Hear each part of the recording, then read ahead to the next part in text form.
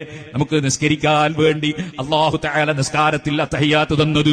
അതിന്റെ ഉടനെ നമ്മൾ ചെയ്യുന്ന കാര്യം സലാത്താണല്ലോ. ഹബീബ് നബി തങ്ങളുടെ പേരുള്ള സലാത്താണല്ലോ. ആ സലാത്ത് നിർബന്ധമാണ്. യാ അയ്യുഹല്ലദീന ആമനൂ സല്ലു അലൈഹി വസല്ലിമു തസ്ലീമാ. നിങ്ങൾ നബി തങ്ങൾക്ക് സലാത്ത് ചൊല്ലണം, സലാം ചൊല്ലണം. അത് ഖുർആൻ കൽപ്പിച്ചതായതിനാൽ അത് നിർബന്ധമാണ്. ആ നിർബന്ധം കിട്ടുന്നത് നിസ്കാരത്തിലാണ്. അസ്സലാമു അലൈക അയ്യുഹൻ നബിയു. നബി തങ്ങൾക്ക് നമ്മൾ സലാം പറയുന്നു. അല്ലാഹുമ്മ സല്ലി അലാ മുഹമ്മദ് അല്ലെങ്കിൽ സല്ലി അലാ സയ്യിദിനാ മുഹമ്മദ്.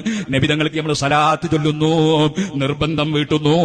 എന്നാൽ ഖുതുബയിലും സലാത്ത് വേണം, മയ്യിത്ത് നിസ്കാരത്തിലും സലാത്ത് വേണം. അവിടെ എല്ലാം നിർബന്ധമാണ്. സലാത്ത് എത്രയും കൂടുതൽ ചൊല്ലിയാൽ അത് വലിയ പുണ്യമാണ്. ഞാൻ ഉറങ്ങാൻ കിടക്കുന്നതിന് മുമ്പ് ഒരു 100 സലാത്ത് ചൊല്ലിയിട്ടല്ലാതെ എന്നെ സ്നേഹിച്ച എന്റെ പ്രിയപ്പെട്ട നേതാവ് നബിയുടെ പേരിൽ ഒരു 100 സലാത്ത് ചൊല്ലാതെ ഞാൻ കിടന്നുറങ്ങുകയില്ല എന്ന് പ്രതിജ്ഞയെടുത്തോ ഉമ്മമാരേ, ചെറുപ്പക്കാരേ.